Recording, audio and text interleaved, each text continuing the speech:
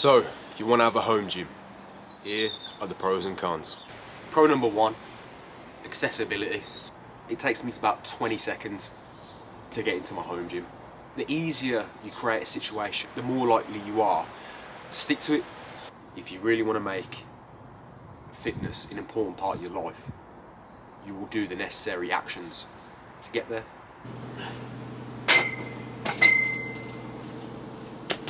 Moving on to our first con, temperatures.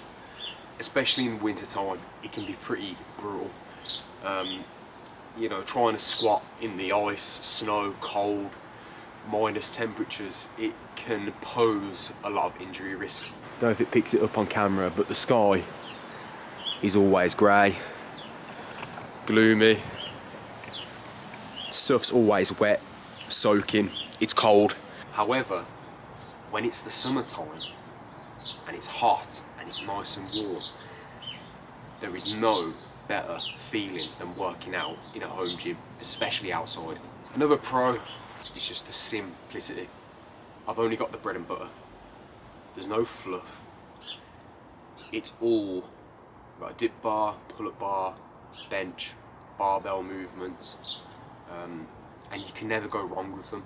You can never go wrong with those movements if you stick at them consistently and improve on them. You're gonna get some progress from it. However, this comes on to the second con. Sometimes you just want to do movements that are simple, fun, a bit of machine stuff.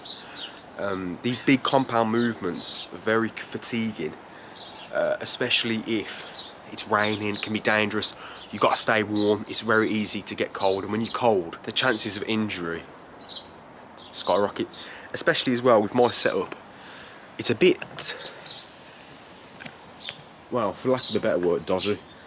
So this bench here, it's like, man, it'll probably be the way I go. It'll probably be the death of me. It's literally, it has the tendency to just do that, and it's being held together. Well, there was a bolt and the bolt's gone. So what I'm saying is, you've got to be careful. You know, in a gym, you normally have people around you, and people to make sure that you don't die, basically, especially if you're pushing yourself. I mean, I've got the safety bars in, but anything can happen, so just make sure when you are training in a home gym, you're doing it safely. Pro 3, freedom.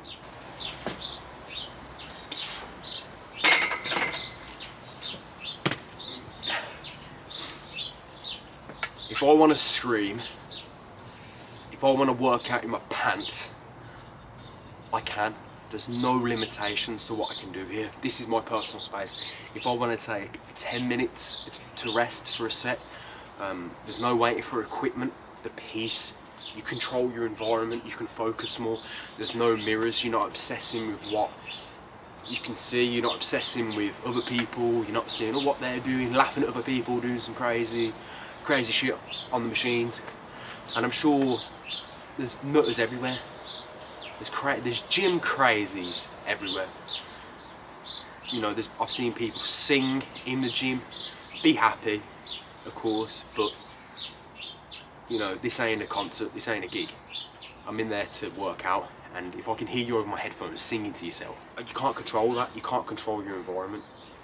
And then, so in your home gym, your own music. How loud do you want to play the music? Like I said, how long do you want to rest? The machines, and I mean your equipment.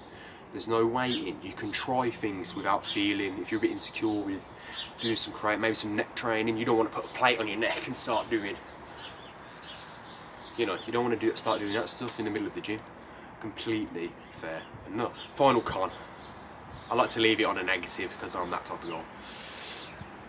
The initial startup costs and just the overall costs of, you know, just the plates and just everything. It can add up. I'd say I've probably spent £600, £700. However, there's no better investment than the one in yourself.